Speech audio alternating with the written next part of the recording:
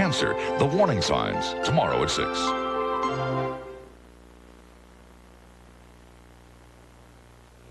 We now join our regularly scheduled program, already in progress.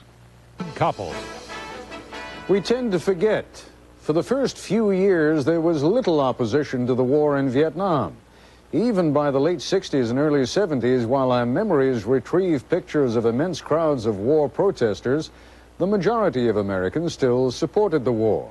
Were that not so, Richard Nixon might have lost the '68 election. He would almost certainly have lost the '72 election to the anti-war campaign of George McGovern. Instead, Nixon carried every state but one, and the District of Columbia. So it should not be surprising that less than 5 weeks into the Gulf War, the polls show President Bush enjoying overwhelming support for his policies, overwhelming support for beginning a ground campaign into Kuwait, and very little appetite, by more than 2 to 1, for accepting any Iraqi conditions for their withdrawal from Kuwait.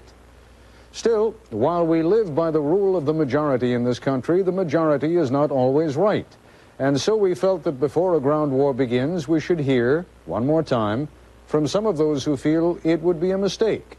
And we will do that after this roundup of today's developments from Nightline correspondent Jackie Judd.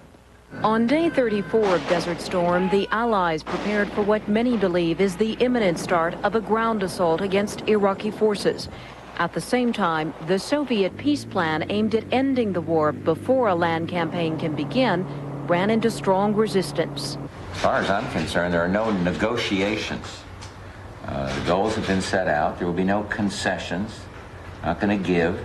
It falls well short of what would be required. On Capitol Hill, Defense Secretary Cheney said militarily it makes no sense to stop the fighting, as the Soviets and others have suggested, while diplomacy takes over. We're concerned that a ceasefire of some kind might create a situation in which he would be able to resupply his forces, move new munitions down to units that are without munitions at present, perhaps reinvigorate his Air Force, take other steps that ultimately would result in significantly higher casualties than might otherwise be the case.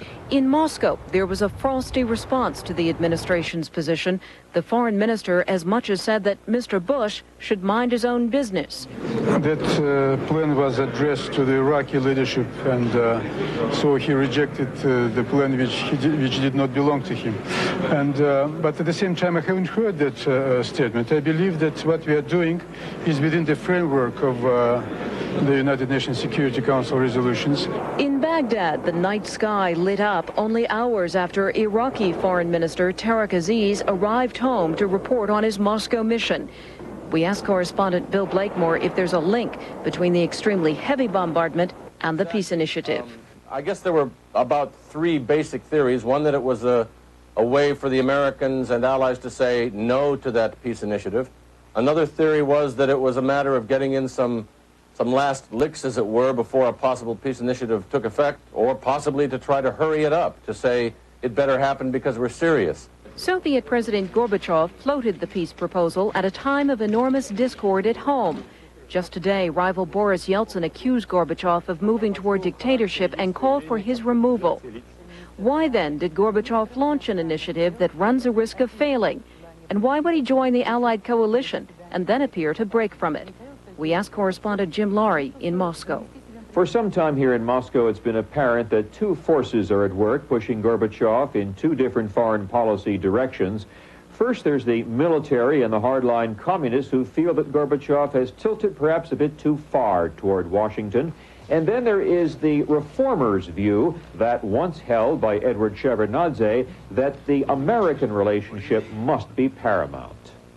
The Kremlin poured over $25 billion into the Iraqi military in the past decade, and that may also help explain why the Soviets want the fighting to stop now, before the war machine it helped create faces possible mass destruction. The Soviet military would clearly not like to see American weapons beating Soviet weapons in a decisive land battle so close to the Soviet borders. It's a humiliation for the military. And we have to recognize that this is not the old Gorbachev that we liked so much. This is the new Gorbachev, who seems to be more responsive to the concerns of the military and the KGB. Are the U.S. and Soviet Union on different tracks in the Persian Gulf crisis? What's known of the Soviet plan would suggest they are. For example, Moscow reportedly assured Saddam Hussein's envoy that the Iraqi leader will not be punished if he agrees to withdraw from Kuwait. But just 5 days ago, President Bush encouraged the popular overthrow of Saddam. There's another way for the bloodshed to stop, and that is for the Iraqi military and the Iraqi people to take matters into their own hands and force Saddam Hussein, the dictator, to step aside and then comply with the United Nations resolutions and rejoin the family of peace-loving nations. Despite the differences, despite the president's public rejection of the Soviet plan, there may be some room to maneuver. That according to John McWethy, who's been talking to American diplomats. There have been, according to these officials, some omissions on the part of the Soviets and some things that the Bush administration would like changed in their specific language. But if Saddam Hussein were to say tonight yes to that Soviet proposal, and if he were to start withdrawing his troops, then these officials say the war would be over. Still, this is the most significant issue to develop since the Cold War ended. A former ambassador to the Soviet Union says the peace initiative will test the resiliency of the new relationship. If it was a reasonable proposal, if it was just designed to get the Iraqis to accept the UN Security Council resolutions, then I don't think there's any permanent damage to the relationship. If it's accepts some of the hidden and open conditionality of the Iraqis, then it seems to me it will cause a real damage to relationships with the United States. Administration officials reportedly feel that a victory is within reach in the Gulf War, and they're reluctant to squander momentum, not only militarily, but also politically. An ABC News poll out today shows 85% of the public supporting a ground war. So it may be that regardless of the consequences on U.S.-Soviet relations, the time may have passed for a diplomatic solution to end the war. This is Jackie Judd for Nightline in Washington. Later in this broadcast, you'll see the first pictures in this war shot by a reporter from the cockpit of a Saudi jet fighter on a bombing run over enemy territory. But first, we'll be joined by two members of Congress who still think it's not too late to negotiate a settlement before the ground war begins. Senator Paul Wellstone of Minnesota and Congresswoman Patricia Schroeder of Colorado. This is ABC News Nightline, brought to you by Radisson Hotel. Nobody else sees the world through your eyes. Yours is a style that you just can't disguise. Your whole approach is an original one. So why get a room when you can get a Radisson? Welcome to Radisson. 250 hotels around the world. As individual as the people who stay in them. Your point of view is distinctly your own, and so is ours. So why get a room when you can get a Radisson? Even in the world of convertibles, rarely has one button done so much. Suddenly, you're sitting in the lap of luxury in the new Infiniti M30 convertible. Your foot is on the accelerator of the 3-liter V6 engine, and your head is in the clouds. The new M30 convertible from Infiniti.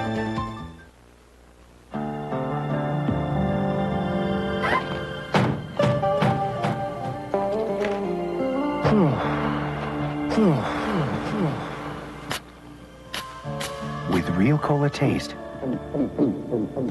just 1 calorie, and 100% NutraSweet. Nothing says real refreshment quite like Diet Coke. Nothing. Just for the taste of it, Diet Coke.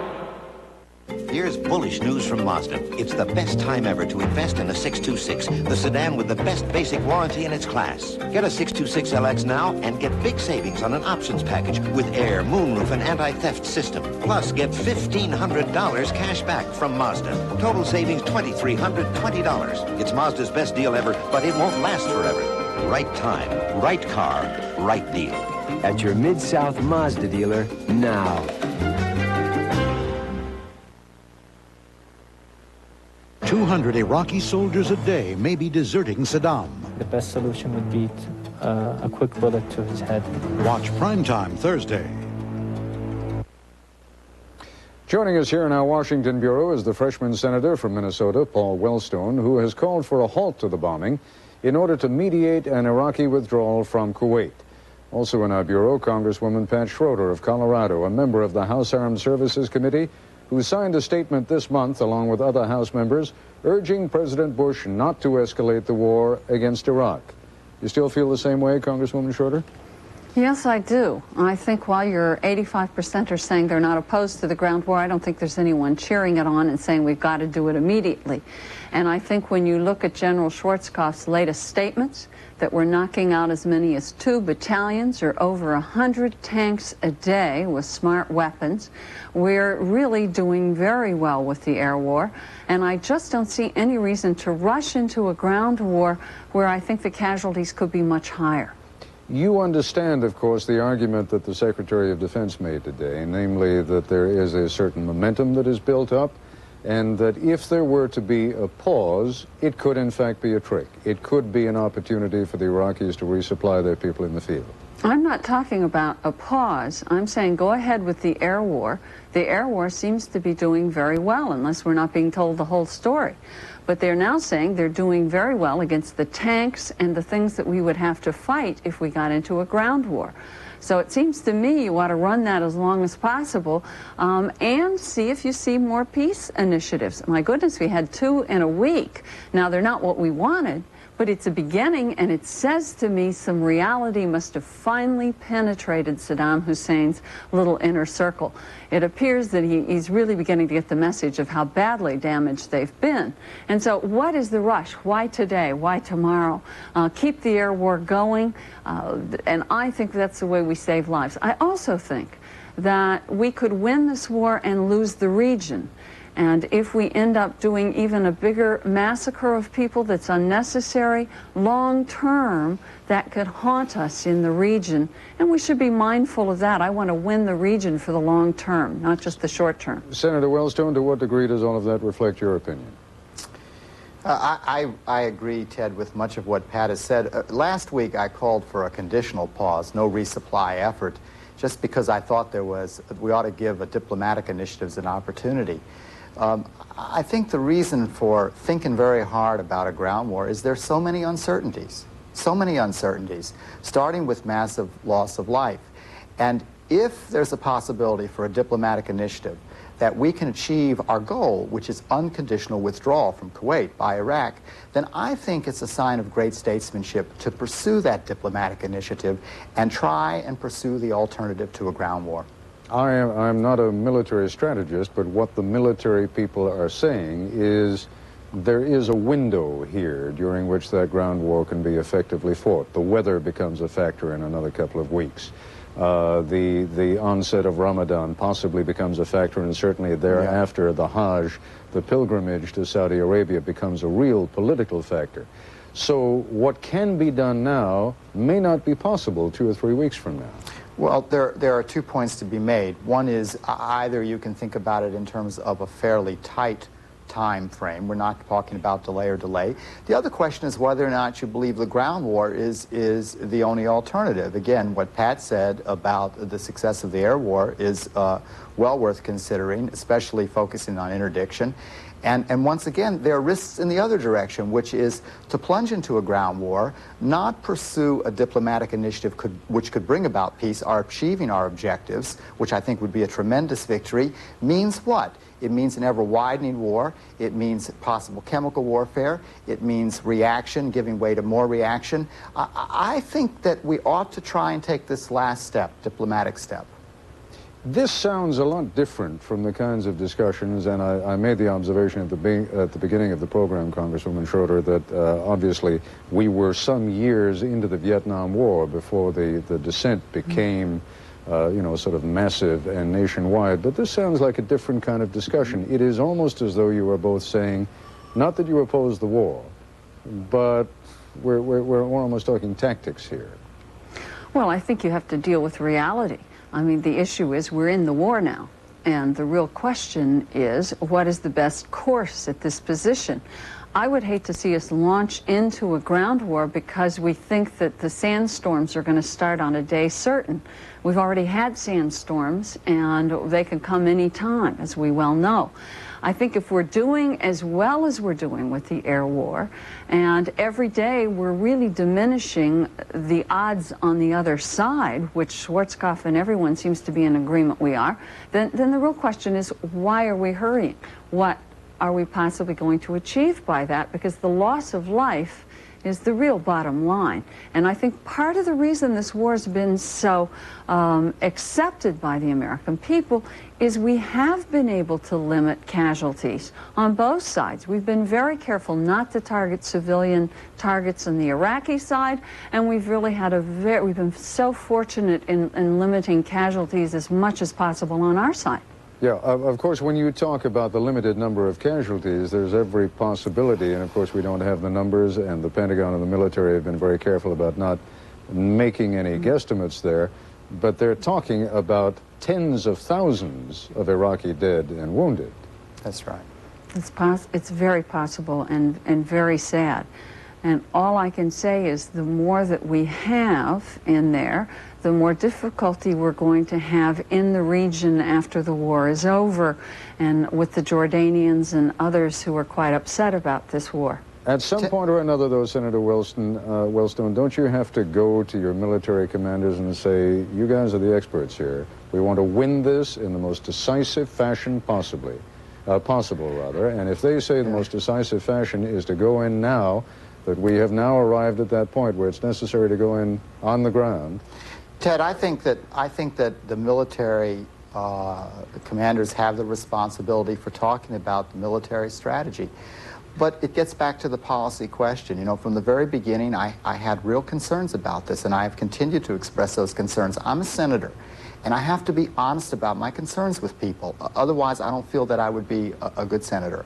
I worry about where this might take us, and I also worry that historians are going to record that when we had an opportunity to pursue a diplomatic initiative to achieve our objectives, we may have turned our back on that with loss of life. And then the question becomes, after we win, and we will win, the question will be, we'll win at what cost, and then what will the victory mean? I don't want us to end up in Baghdad, essentially in the country, having unleashed polarizing forces in Arab countries opposed to us. It won't be a new world order. So I think we need to think through all the policy questions. I'm not talking about military strategy. All right, Senator Wellstone, Congresswoman Schroeder, thank you both very much for joining us. Thank you for having us. When we come back, a rare experience. We'll put you in the cockpit of an F-15 fighter with Nightline correspondent Forrest Sawyer for a bombing run over enemy targets.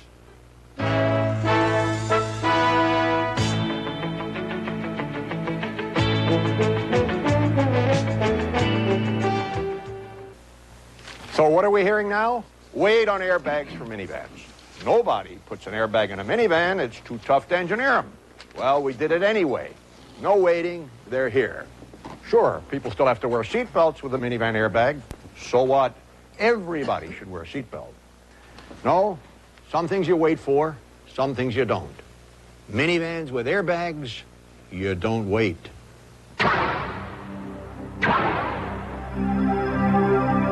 LensCrafters made me these wonderful top-quality glasses and got me back on track in about an hour. LensCrafters puts the whole lab right in the store to custom craft your top-quality glasses in about an hour. Call LensCrafters at 1-800-522-LENS.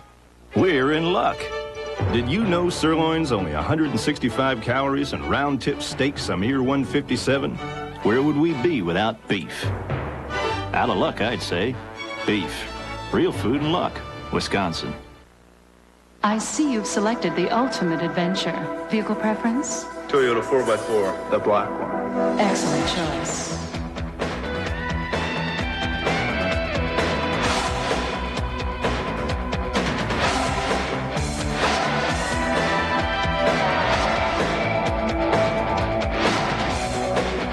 Oh no, we've lost another one. A 1991 Toyota 4x4, the ultimate adventure. Hi, can I help you? In today's fast-changing banking business, we know there's a new world of things that count. And you get a break on your state taxes with our cash investment account. Bailey. How's the business? Pretty good. How you doing today, Susan? Good. What can I help you with? Thank you. You're welcome. See you later. Thanks, you really saved my day. No problem. Today, you have new needs, and Third National Bank has a new commitment to what counts. If Delaney makes this putt, a 20-footer that should break to the right, he'll be up to 5. More pepper taste. 3 diets. It'll make you, shake you, take you to the moon. Brand new time, Dr. Pepper. It really tastes great. It'll shock you, knock you to your knees. Once it starts, it never quits. There's no stopping the taste. New Diet Dr. Pepper with 100% NutraSweet. All she wanted was to look good. She ended up looking like this. She blames collagen. Could the hottest look be producing horror stories? Watch 2020 Friday. Tomorrow, continuing coverage of the Gulf War. Also, how can California survive one of its worst droughts ever? Plus the divine Miss M, Bette Midler. On Good Morning America tomorrow.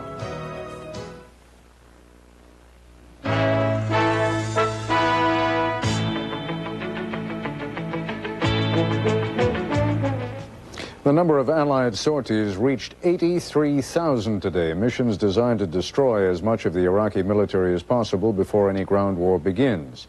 In this exclusive report, Nightline correspondent Farah Sawyer was permitted to fly with the Saudi Air Force and to record a bombing mission from start to finish. Our target is an artillery battalion. 11:40 a.m. The battlefield preparations begin here. Saudi pilots briefing for another bombing run. With Nightline's camera present, it is in English.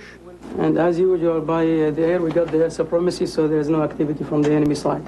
The goal, to hit a specific target in a designated killing zone, part of a relentless search and destroy campaign preparing for the ground assault. Do not drop your bombs except on the assigned target. If you cannot positively identify your target, keep your bombs. The aircraft. British-made Tornado fighter bombers, the Saudi workhorse for the assault on Saddam's ground forces. And they're effective. Key Saudi sources claim the destruction of Iraq's armor and artillery is far greater than official estimates, as high as 70%. Others agree official figures are cautious. In that kind of operation, it's always very conservative figures. So we always go with the most conservative figures that we have proofs on. Keeping track of the pilots, a state-of-the-art computer system keyed into information provided by AWACS radar planes. Without the Saudi monitoring system, the skies over Kuwait would be far more dangerous. If there is a danger, you know, it's a danger that you are fighting to your way from going from A to B, you know, trying to avoid friendly airplanes because so concentrated. Faris, how did it? Loud and clear, sir. Okay, 34 left, 3003, clear taxi. Copy. 2:22 p.m. The Tornadoes lift off. They're flying just over the Kuwaiti border. Part of an attack wave that is now focusing on the front lines. They're accompanied by 2 F-15s, the plane that convinced Saudi pilots that they are world class. It was one of their men who scored the war's first double kill. 2 Iraqi F-1 Mirages in one engagement. Radar bandits, both target destroyed, both target destroyed. Saudi F-15 pilots say they expect to play a key role in the ground battle, holding off any Iraqi pilot who tries to fly against coalition troops. I think if they would like to die, I could make it easier for them. 3 p.m. For the first time in the war, an Allied bombing mission is recorded by a reporter traveling in the second seat of the F-15. The flight follows along the coast until the Tornadoes launch their high-altitude assault. When the F-15 maneuvers for a second camera shot, you quickly learn how much power the plane has. I was only pulling 2 Gs, that's all. So, you know, that's a very simple maneuver that we do. And as soon as you make that turn, you just said, well, I look at it in the mirror back and I saw you that you can't really hack it. No independent verification was offered, but on the ground, the weapons officers, called WISOs, say the mission was a success. I was seeing the targets in my radar. It was very clear. We mark it, and it was directed. It is expected that just before the ground war begins, coalition pilots will launch a massive air assault along the front lines. Many pilots are saying their biggest problem will be finding targets that haven't already been destroyed. Ted? Forrest, if the success of the Allied bombing raids has been as great as some of these Saudi officers are telling you, why indeed is it necessary to go in with a ground assault? Well, it's a difficult question, and as you see tonight, one that's been debated. But as they say, they feel that the timing is here, the window for the assault is appropriate, and there are many people who feel that it might simply be a mopping-up operation, that Iraqis have deserted their posts, and that when the fight comes from the American forces and the coalition forces, they'll simply put their hands up and surrender. All right, Forrest Sawyer, thanks very much indeed. I'll be back with a closing comment in a moment.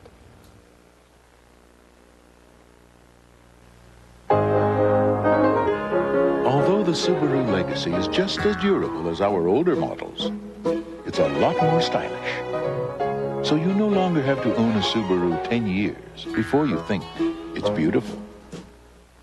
America's biggest laundry event of the year is on now at Sears Brand Central, where this extra large capacity 7-cycle Kenmore washer is only $358, matching dryer $288. What a pair! But hurry, because before you can say spin cycle, it's over. During the course of one 60-minute workout, a body can be depleted of vitamins B6 and C, carbohydrates, and valuable potassium, all of which, it so happens, can be replaced by eating one Chiquita banana. So whatever you put out, put back. Chiquita, quite possibly the world's perfect food. Did you know if you're not using the AT&T network, your company waits over 40% longer for long-distance calls to connect? I'm gonna wait till the midnight hour when there's no one else around. I'm gonna wait till the midnight hour. Without AT&T, in 1 year you may end up paying people thousands of dollars to wait. I'm gonna wait till the Faster connections, another AT&T advantage. Looking for a great place to take your family on vacation? Start right here. There's lots of water sports by the seaside, lots of activities for kids. There's even a supervised children's program. And for those who think a family vacation should include seeing some faraway places, there's no better place to see them than from right here. Take a 3, 4, or 7-day fun ship vacation on Carnival, the most popular cruise line in the world. Fun ship. One closing note, Iraq's Tariq Aziz is due back in Moscow tomorrow with Saddam Hussein's answer to the Soviet peace plan. For the latest on that trip and all the news on the Allied effort in the Gulf, watch World News Tonight with Peter Jennings tomorrow. That's our report for tonight. I'm Ted Koppel in Washington. For all of us here at ABC News, good night. This has been Nightline. If you wish a videocassette version of Nightline, the cost is $14.98 plus $3.95 shipping and handling. If you wish a printed transcript, please send $4 to Nightline Transcripts, 267 Broadway, New York, New York, 10007. Or call area code 212-227-READ. Nightline is a presentation of ABC News. More Americans get their news from ABC News than from any other source. America's watching ABC. Buick Skylark is America's new symbol of quality. And now, with special limited-time factory incentives, Skylark is sticker-priced from just $10,575. Of course, add air conditioning, automatic transmission, AM/FM stereo, and the price jumps to $10,575. Add all these performance features, and the price leaps to $10,575. Now add these luxury features, and can you believe it? $10,575. But hurry, this price is for a limited time. See your better Buick dealer now. Get everybody on the line. Call us. We'll save some time. A 3-way call, that's all it takes. When there is no time to waste. Call us. When you can't get through, don't waste your time. We'll dial for you. We'll let you know when the line is clear. Call us. Don't despair. Send your calls most anywhere. Call on us. We'll be there. Don't miss a call when you're on the line. Take two at once and save some time. Get a few buttons, no more fuss. South Central Bell. Call on us. Hardee's 99-cent breakfast, huh? Ooh, made from scratch biscuit with sausage. That's the one I want. Sold. Wait a sec. The biscuits and gravy. Okay, then biscuits and gravy it is. Hold it. A bacon, egg, and cheese biscuit. I didn't see that. Or hot cinnamon raisin biscuits. Ooh, I saw